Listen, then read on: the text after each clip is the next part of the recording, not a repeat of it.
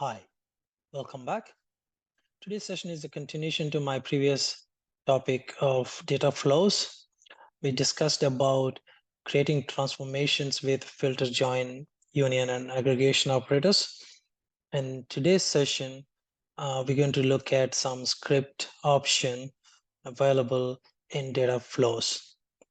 The script is written in Python, and you can leverage standard module, or you can get the pandas library installed. It's already pre-installed. You can use the methods or the class methods that are uh, available as part of your pandas library. You can also use NumPy.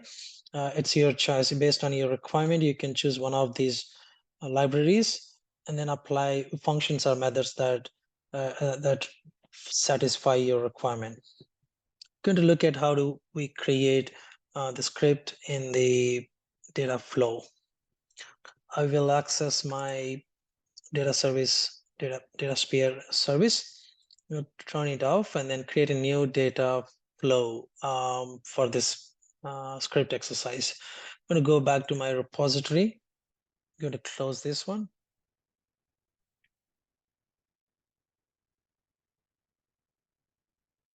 In the repository explorer, in my data flows, I'm going to create a new data flow. In this data flow, I'm going to use my local table as a source, and then I just apply some simple filter using script. So I'll use my sales transaction table that was used in my previous example. So go to the tables and then pull sales transaction to the canvas or to the graphical user interface. Then I'm going to pull the script. This is the operator for scripting. I'm going to select it and just drag it here. I will say connect it. Then by default, my data frame, if I'm using pandas as the library, it gets all these 9 columns as the input. So it's up to requirement that I need to use these 9 columns, or if not, I just wanted to cut most of the columns, and I can pass only required columns from the script to the target output. I'll handle that in the script. So let me open this in detail. You can see script. You can give a name to the or label to the script, and then I can say py filter, and then inside the you can see the columns, 9 columns that are part of your input. I'm going to say change, and then this is the body of the script. Here you have a definition of the function or the standard transform. So the data is the standard data frame that gets the data to it. So data set, I can say. Now I'm going to take the data and then process it with simple filter. So there are some examples given by SAP in the help documentation. You can see this is the DataSphere help documentation.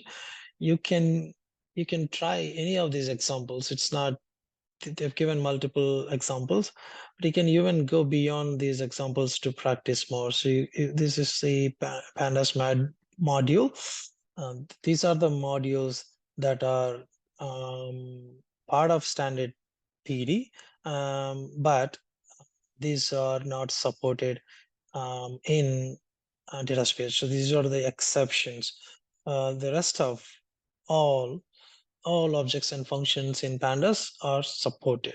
Similarly, NP, all functions and objects of standard NP NumPy module are supported except these below.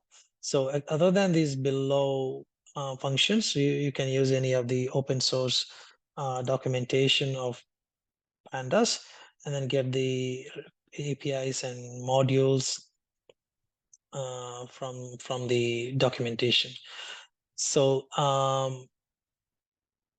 so I'm going to take an example of doing the filter with a data frame. So what I can do, I will go to the script beginners and then go to the example. I wanted to take an example for filter on handling filter on certain key figure or some numbers. So I'm going to grab this code. What it says, supplying a filter on salary column to have more than this number on the condition. So we'll use a similar one. Going to the new data flow. Here, I'm going to put my code before return data. So I have the definition of the function already on the top. So what I'm going to do, I will just get the data. Instead of salary, I'm going to put my key figure. Let me take a look at my key figures revenue.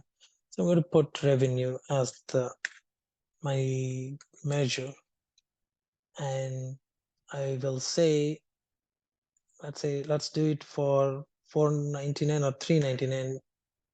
Actually, 599 is good. There are numbers with more than 599. So this is good. I think so. I have my data updated with the condition on the revenue column. So it's going to be anything greater than 599 will be taken to the data frame of data. So then data will be passed to the as a return parameter. I also make sure I don't need all these columns to be populated as the output. So I just need transaction ID and then revenue to be to be uh, given as output. So for that, what I'm going to do, I will create a another kind of a data frame variable. So what will do, I will take my data into the data frame. I will just do the syntax as data. I'm going to keep the brackets and also for another brackets for the columns that I wanted to keep. So I need transaction ID,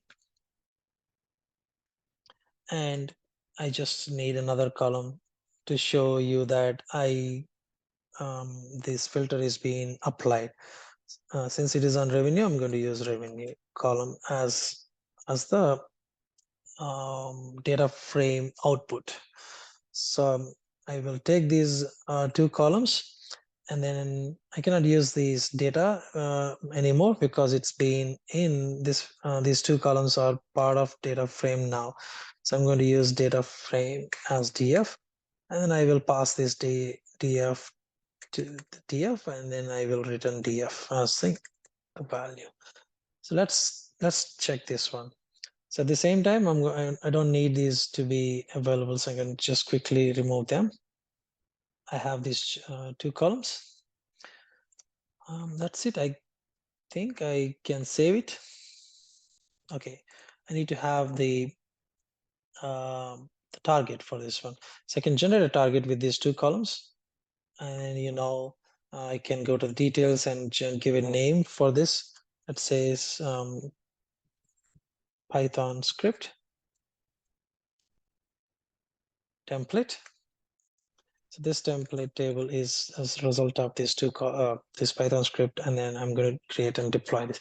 I don't have to do this creation and deployment every time I am creating a data flow. If I have my table pre-configured and developed before or designed and deployed before, I can directly pull that into my data flow and then start using it as a target.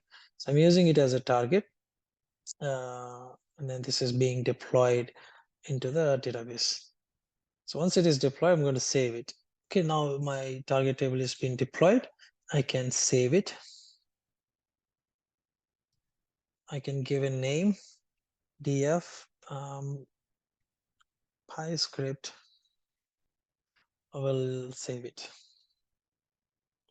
Saved, and it's getting deployed. Okay, the deployment has been completed, and I can run this data flow. This is in progress. I can see the status is running. Okay, now I am checking the data. So now you can see there are two columns in the output, and you can also see the revenue is being filtered only to have anything greater than 599 or 499, depending on the condition. Let me check the condition once again. The condition that I put on the revenue is greater than 599. So you wouldn't see anything below this number. So that's what I am checking in the data output or data preview. So I don't see anything in the table. So the table is PyScript template. So I can open it. Yeah, you can see the numbers are all greater than 599. So in this way, you can apply several mathematical and statistical algorithms, the functions using NumPy, and also you can do a lot of other open source functions or methods from Pandas library in DataSphere transformations using Python script. There's another argument about performance. So I was reading some of the blogs, and then it happens to be that anything runs on Python script takes a longer time than if it is a graphical user interface operators or SQL view transform, which we're going to look at in the upcoming sessions about transformation flow. I don't have exact comparison on the runtimes for the script and without the script, or achieving the script functionality using another way, irrespective of that note about performance. But this can bring you the power to use an application programming language capabilities so that you can transform the data in a much efficient way. So in order to understand those Python libraries, I would start with Python for Beginners course from OpenSAP, or you can also go through any basics of Python development or learning, and then you can go through the user guide of Pandas with all the exercises that are provided in the documentation here or the tutorials here. So with that, you get more comfortable using the libraries, and of course basic Python programming knowledge is required, which contains all the fundamentals about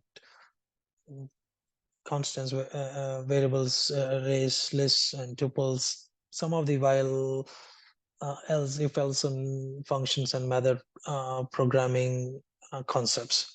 And then once you get familiar with these basics, then you can jump to the libraries and get more familiar with these object-oriented programming